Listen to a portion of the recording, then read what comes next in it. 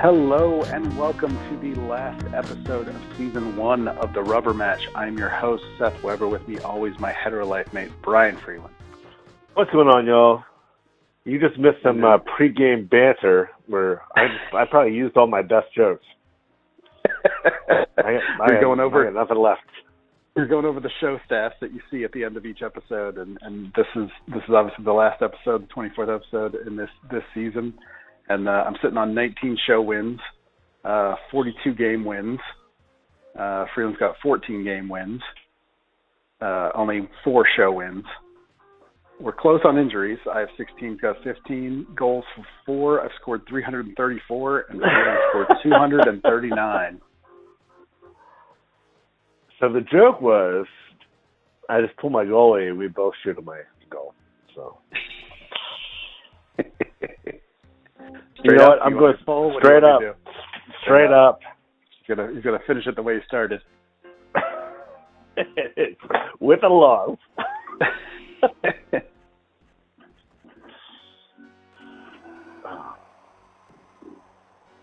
I wonder if us making the goalies manual. It's too late to look back. Woulda, coulda. Yeah. we're way past that point. Oh, here's what I am gonna do. I'm gonna change that goalie. Uh-oh. Yeah. He's got strategy. He's got strategy working for him now.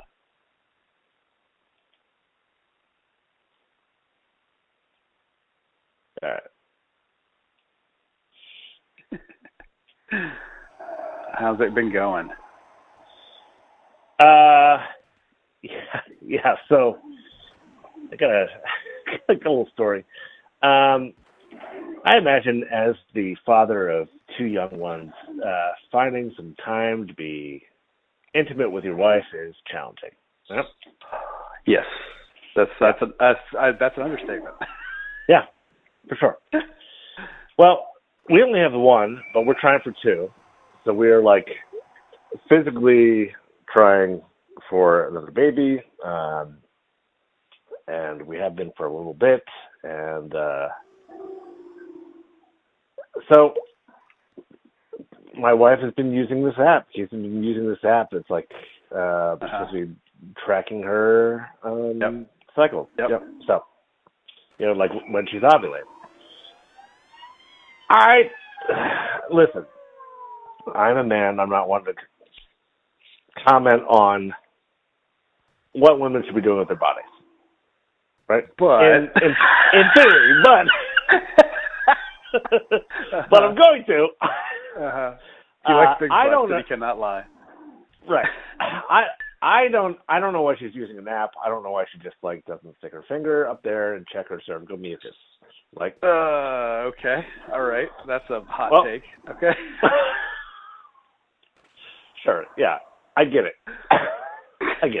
Anyway, so she's been using this app, and we're watching the numbers, and we're at the tail end. We're the last day of the cycle, but her numbers have been steadily dropping. So it's a ticking clock for the month. Right. Yeah, but I feel like the clock is pretty ticked. Okay. Right. So I've taken the several PhD level statistics courses, and I can draw a graph, and these numbers are going down. I wasn't feeling very confident that anything was going to happen on the last day, and I thought it would just be a wash. Now I said this maybe a little bit selfishly because I hadn't spun, if you will, in a couple of days, and I was home alone for the day. So I was like, I'm just going to take care of myself. Chances are good. We're not even going to try today. So I get a text. You weren't counting on any buzzer beaters. No. Yeah. No, and I'm not in this game either. So what happened is, so I took care of myself in the middle of the day. I was just stress relief, and I get a text about an hour later from my wife, who is at the doctor. She says, "My doctor can confirm I am ovulating. It's go time when I get home." And my reaction was, "Oh shit!" if she finds out that I masturbated today, she's going to be pissed. Like, but it's been an hour plus you have the time until it takes her to get home. Yeah, but I'm not in my 20s anymore. Like, well, right. What am I, I mean, like, your 20s is like, okay, let's go again right now. But like an hour plus extra time, that's not enough. Listen, Superman, I don't know what you're doing there, but like, I'm just telling you, I was starting to freak. So okay. I immediately Google like how to increase my ejaculate, and I was like, all right, zinc. Oh, that's a fun zinc. Yeah. Okay. Yeah, I was like, all right, I don't have any zinc or fenugreek. Wait a minute, I do have some zinc. Zinc lozenge for like when we get sick. Like great. Okay, yeah. I start chugging water, like immediately. I was like, all right, I need a little nap. I need some. Goddamn. Like I need some exercise. Yeah, exactly. I was like, put a little salt and honey in this water. Like, I think I had like 6 hours or so until like she was home. Oh, what? Listen, you had 7 hours refractory period. I don't produce the way I used to. It's not like I feel like I don't know how much you produce, but it sounds like you're like driving over fire hydrants on your end. I would say that I don't feel like I don't feel like I've needed to make that call, but I feel like if I needed to, I definitely could. Well, so long story short, like for everybody at home, here's my pattern. Like, basically, when my wife and I are having sex, and I get close, I don't know why it happens this way, but like I tend to like on the first go round, not ejaculate. It's almost like I'm edging, like, but not intentionally. Oh, you missed that. That was edging. And then when we go again, it happens like very quickly. And so like for years I was like, please don't come, please don't come, please don't come. Now I'm like, please come, please come, please come. Like I'm trying not to get in my head about it. But the good news is, she got a watery batch, but she got one. So, yep. It wasn't any Icelandic yoga or anything, but like, we'll see.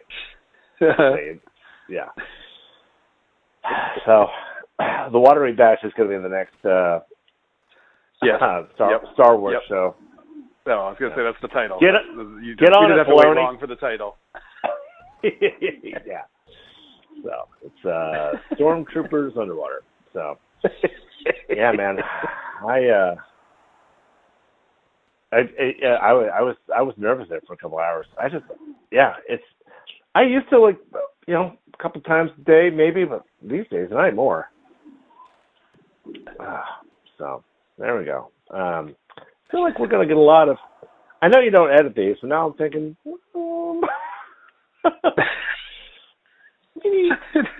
Just skips to the third period of the first game. Yeah.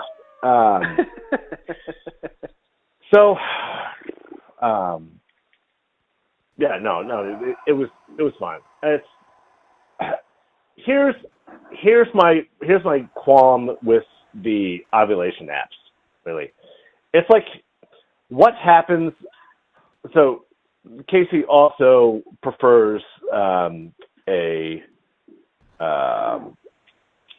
like Google Maps over like a car atlas, and I get it. Google Maps has its place, but like if your phone dies and you can't find out where you're going, you need to know how to use the map. You got to go back to the old-fashioned way. It's like in that Rambo movie. It's like in that Rambo movie, like where they try to go down with all this technology, and he's like, "You don't have guns, you're not gonna make any change." You got to go the old-fashioned way sometimes. Yes, I guess I'm equating my like predicting your ovulation cycle to Rambo. Tough out there for everybody, Johnny.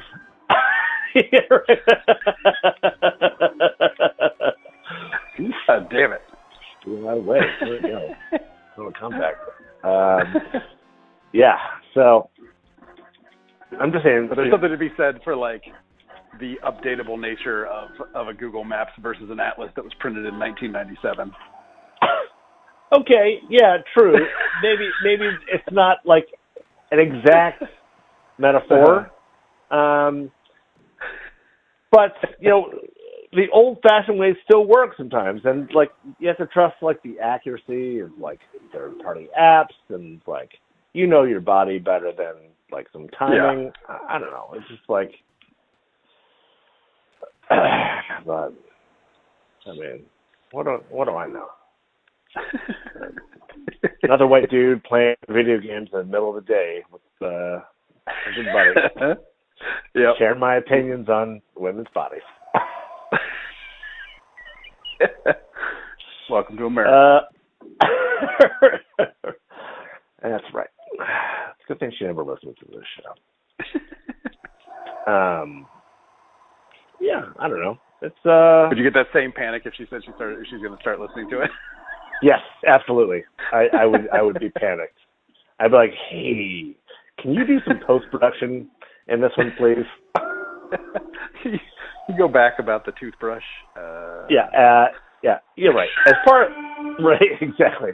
As far as I know, I'm assuming we have one female listener, and it's Andrea. Yep. Sorry about that. And on occasion. Oh, okay. So we will, yeah. Thankfully, Casey's never really expressed an interest in my podcasting opinions. I get enough of those at home. Yeah. Don't need to enjoy them on the car ride. Yeah. I got a question for you this week, though. How, like, on your scale from, like, completely aloof to, like, you kind of get a good idea of what's going on, how savvy are you, like, when someone is, like, flirting with you? I would say close to zero. Yeah. Yeah, same. Yeah. No, I think there have been times where, like, I think, like, in college where, like, I was interested in one girl and then this other girl was very interested and I had zero clue at that at all. And yeah, just completely missed out on things that I could have, completely missed out on it. Yeah. Well, I had had an experience where, so I don't wear my wedding ring at work for a number of reasons. One, like I'm in food service, and that can just get like messy, and sometimes I got to put on gloves and cut fruit. Another thing is like as a server, and I haven't tested this out, so I don't know if it's true or not. You get more tips not being exactly. There. Yeah. I think because part of it is like charm maybe, and I feel like if there are older women and I'm a little flirty, that the tips might be better. So and I mean I've seen it work for like the female servers. They definitely cater that. Do you think it would be more if they at least knew you had a kid? Oh, so here's the thing: they know I have a kid. Okay. Because I play that like depending on the table and what they need to know. It's like, well, I got to FaceTime my daughter at home, and they go, oh, cute. Or it's like, I'm working on my PhD dissertation, and I'm like, oh, good for you. It's everybody gets a version of the story, and it's nothing is like a fabrication. It's just what I choose to share. So, one of the bartenders at work, they just liked to kind of share what was going on in her life and her problems, and I'm a pretty good listener. And so, it has been this way for a few weeks, and she asked me, she was like, where do you live again? And I said, I live in Foxborough, and she was like, oh, I've never been to Foxborough. I was like, yeah, it's okay, I guess. If you're into football, I guess you like it. And that was kind of the conversation. Then later she asked, like, so does your daughter live with you? I was like, Yeah, she lives with me and my wife, and she gets like this look over her face. Like this is the first I'm hearing of that. I mean, I didn't realize that till like after I was processing. I was like, what is that look about? And then I also I didn't understand her response at first. Her response was, "Oh, good for you." And I was like, that's a weird thing to say to somebody. Like what does that even mean? And so I'm like thinking about it all day. I was like, what did that mean? Good for you. And I was driving home later. I was like, do you think? Oh, I wonder. Yeah. And so I'm pretty sure that she was flirting, and she quit the next day. Okay. I'm not saying it's because of me. She was unhappy with the man at the job. Like that's half of what she was complaining about. But she was only staying there for a chance with you. And maybe once that was gone, it was like, well, fuck this place. Right. Yeah. I really thought I was going to make a comeback after the consecutive goals. I wasn't hitting anything, and then once I got that sixth one, it just kind of stopped. Yeah. All right. Maybe one. Maybe give me one for old time's sake. Okay. All right.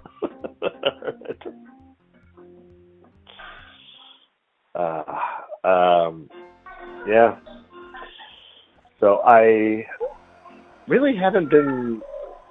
Have I been watching anything? Got back into Andor about halfway through. I think it's good, but here's another hot take. I think it might be overrated, and here's why I'm saying that. Part of me really rebels against zeitgeist for for a cultural product. I have never watched Hamilton. I think I told myself I was not going to watch Hamilton. You got to put that going back in now, because too many people were talking about how good it was, and I was like, you know what? Shut up about Hamilton, and it turns me off of it. Now I still haven't watched it. Yeah, so it could be good. It's great. I just too many people were talking about it for a while, and I just it's my rebellion. Anyway, that's not doing anything. I don't know what that sound was. Maybe that should just be a reel. Me going, So, I was kind of like that about Harry Potter for a while, but we were also when we were growing up, it was like, oh, this is kind of a kid's book. But then I had enough people whose literary opinion I trusted tell me it was good. I was like, all right, well, I'll let me check it out. And that's kind of happened with Andor. I'm a little bit of I think too many people are saying how good this is, and I don't know if I want to watch it now. But I also have enough people whose opinions that I trust and like to say let me try it out, let me watch it. Yeah. And it's this weird thing where it's I either have to be an early adopter of it or that was my fault. Oh, you son of a bitch! I didn't mean to hit the triangle. No, it's gonna be like that, huh? What's going on? No, that was my fault again. I was trying to do a joke and then I messed it up. So that wasn't me. I know. See if this works. No. Anyway, so what was I saying? God damn. Yeah, so I feel like I was a pretty early adopter with Ted Lasso. Yeah, you were. I liked, and then I feel like you shut down on it once the heat started. Probably a little bit, yeah. And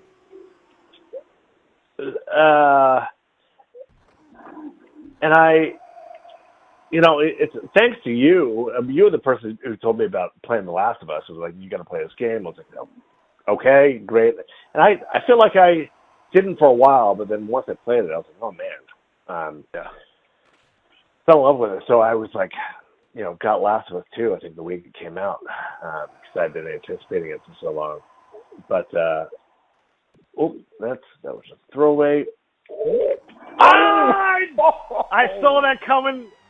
Wow, you pulled that back to yesterday. I did. That was a slap shot. Holy cow. So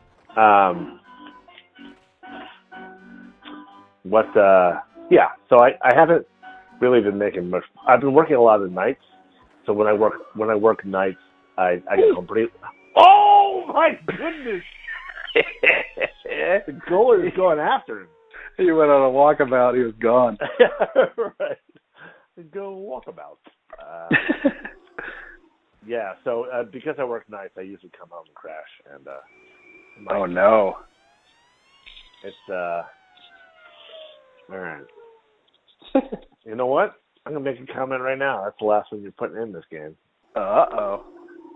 The first period, remember?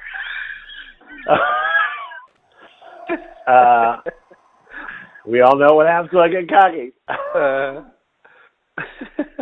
So did you say you watched the first episode of season 3 of Lasso, or are you just caught up to that point? I still need to finish season 2. So okay. Here's what it's like. I'm in the middle of probably about 30 different books and 50 different TV shows. So, I just I gotta complete something. Yep. Yeah. Yeah, that's the only thing I think I've watched this week. Really, is that first episode of season 3. Ooh, oh. You can still put them in for me. You can still put them in for me. I wouldn't go against it. Right.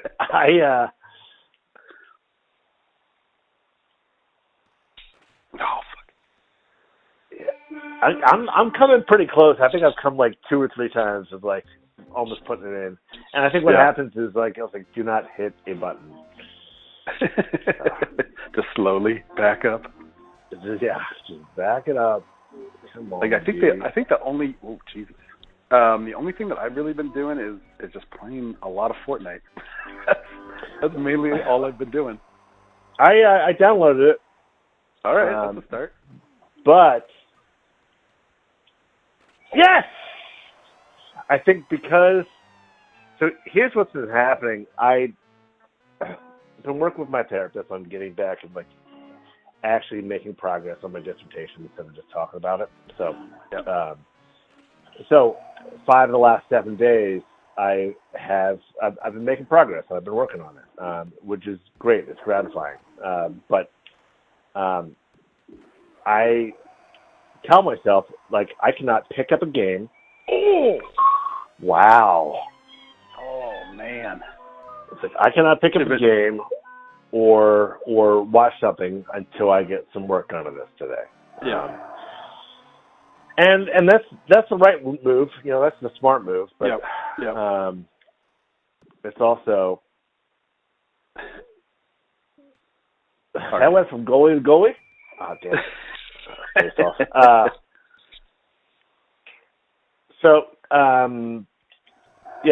That just means that not a whole lot gets watched or played. So even though I downloaded Fortnite with like maybe intentions of playing, I've gotten work done instead because I told myself last year when people were asking, oof, snake, that was nice. When people were asking about my dissertation and I hadn't made any progress in a year, I told myself last year, I was like, I do not want to be in the same place next year as I was this year. And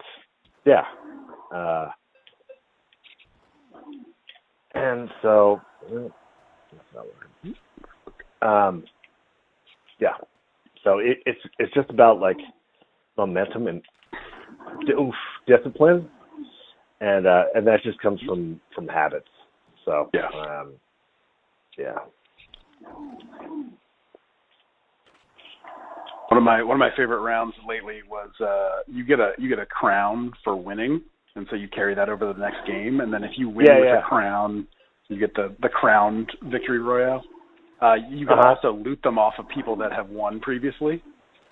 Okay. And so like I dropped onto this building in like the new like cyber Tokyo city that they have added to the map, and I shotgunned this guy in the face, and he dropped a crown, and I was like, yes.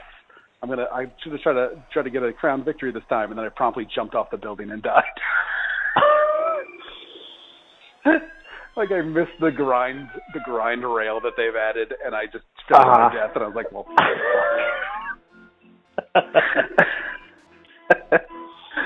Never mind. So when you play like how many games are you on, or like how long are you on average? I probably play like it depends. It depends like how quickly I get eliminated, but I typically end up being at least top 10, and that'll take me about anywhere between 15 and 20 minutes a game. So like I'll maybe do 4, maybe 5 at most. Okay. It depends, but I'm usually playing at night. That's a high scoring game. But this is the first time that I bought the battle pass, and so it's been like just doing all the like quests that they have to like just unlock XP for the battle pass. But it's not needed to play. It's all cosmetic stuff. Gotcha. Oh shit! I was going to say something. I just completely forgot. You did say that I needed to remind you of fountain sounds. Oh yeah, so that was the story. In order to get my ejaculate producing, I listened to like fountain sounds and rainwater and waterfalls in order to like. Oh, how does that help? Does it just make you want to pee? What, I was thinking the same thing that makes you pee, make you ejaculate. And I understand there's a vast difference between those. That's an amazing pun. Thank you. That is top level punnery right there. Thank you. The only biology I paid attention to when we had triplet was we had to sign up to like do a report of body parts, and I was like, I'm doing the penis. And it was going to be a big joke, but then I took it very seriously. So, everybody was just waiting for that moment. You just didn't give it to them. Yeah, exactly. They're like, you really edged them on that report. I did. I did. Yeah. It was very anticlimactic. Yeah. And I remember Triplet even being surprised. Yeah. Yeah, because I got like an A on it, and she was like, that was very succinct. Very informational? Yeah. And I kept the graph I had made for a while. I don't know where it is. It might still be around. I would not be surprised if it was still folded up somewhere. But let's see. How good is Cameron at playing by herself? She's pretty good. Yeah. She's always been pretty good. Honestly, like even when she was an infant, I remember her being like a few weeks old, and she would play with her little what's that, like the fan, the rotary, those things that above cribs. Mobiles? Mobiles, yeah. She would like play and stare at the mobile for like 20 minutes, 30 minutes without meeting us. I was like, well, that's kind of cool. And now I think, provided that the conditions are right, normally when either Casey or I wake up on a Saturday morning, as long as she gets like a little, damn it, as long as she gets like a little breakfast, and then we sit down and we read. She self-plays like little action figures, and like her, she knows how to open her own kinetic sand now, and she doesn't need help with that. So she'd be good for maybe an hour, or more before she'll need something. I would pay good money for that. Yeah, I would say we're pretty lucky in that respect. Yeah. Because right now it's constant. Like it's very hard to like we're trying to like get into that routine. I think the pandemic didn't help justify that, just because they were always around and it wasn't really needed. But like that's where I come from, right? Like as a only kid. Yeah, sure. Like that's. But it was also something like Anna and I were talking about was like when we were growing up, it was not an expectation that our parents played with us. No. At all. No. Like it was like you find your own. Like I don't recall that. Like I remember like doing stuff with them, and like I remember like playing in television with my mom and throwing the baseball with my dad, but it wasn't like a given thing. Yeah. And that's probably why if they have time, sure. But otherwise like it's like they got stuff they need to do. That's probably one of the reasons I had imaginary friends until I was in my 30s. I mean, I had real friends too, but Casey'd be like, "Who are you talking to?" I was like, "It's gonna be kind of hard to explain because I'm trying to keep this a secret in our marriage the last couple years." But like, so I imagine people I talk to for guidance. She's like, "Imaginary friends." I was like, "Well, yeah." It's kind of me, but it's not. She's like, "But you have real friends." I was like, "Yeah." It's just developmentally. It took me a lot longer to do some things than my other friends. Like I didn't, for example, I told you the story that I didn't learn how to like wipe my own ass until I was 8. Right? Did I ever tell you that? No. Yeah. Like I wasn't. That's like second grade. I know, and the reason I was like, oh, this is a problem, is because I had a friend over, and he was like, I was like taking a crap, and I cracked open the door and said to my mom, I was like, "Mom, I'm ready," and I heard him from my bedroom say, "Ready for what?" Fair. I went, "Oh, oh, this is a problem." So I think, that week, I was like, all right, I'm gonna do this. I'm gonna stand up, and it's tough being a person with OCD and needing to have a clean ass. Yeah, because you're never like one, you can't see, so you don't know. So your imagination is telling you that there's so much more. Going on there than might be. Yeah. Do you feel like with the advent of bidets, it's better? Do you have one? We do have one. I don't use it yet because I haven't read the instructions for it, but I want to. But it's like reading the book before watching the movie. Yeah, exactly. It's pervasive, this issue I have. It really is. It's like the different levels of your OCD combating each other. Yeah, exactly. It's like they're both super egos. Oh man. It's like there's an it in there somewhere, but it's like a parliament of super egos. Oh man. So I use baby wipes. Okay. Now. Mhm. And I was like, all right, for right now, until I read the instructions, this will get the job done. Yeah. So you're just like always taking out your bathroom trash? Yeah. And that has been a point of contention because Cameron had to learn, and Casey will just You should see the way she loads the dishwasher. There's been this meme going around that there are two people in every relationship. One loads the dishwasher like a Scandinavian architect, and one's like a raccoon on meth. So I'm the Scandinavian architect. I was like, listen, we have to like throw these away, but yeah, then I'm taking out the bathroom trash a lot. And when she throws out the toilet, I'm like, no. And then who's the critical one? I was like, yeah, I have opinions about this. If people don't know this already, I have opinions.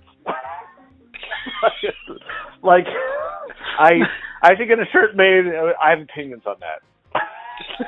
Like, it is just me standing above 1,000 hills, just trying to plant flags in every one of them. Yep. Like, see this? I'm going to die on this hill too. I'm going to die on that hill. Wait, let me get over to that one. Yeah, I'm gonna. It's like a golf course of bunkers. I'm going to die on all these hills. Ladies, check your cervical mucus. That's all I'm saying. If it's slippery, it's go time. If it's thicker, it's trying to hold that sperm in. There's gotta be a rhyme there somewhere. We don't have the time to figure it out now, but we'll workshop it when we come back. Sure. I mean, I'm a poet. There needs to be a mnemonic device to make that, catchy. Yeah. Now I'm trying to think of things that rhyme with mucus. All right. That is a great way to end season 1 of the Rubber.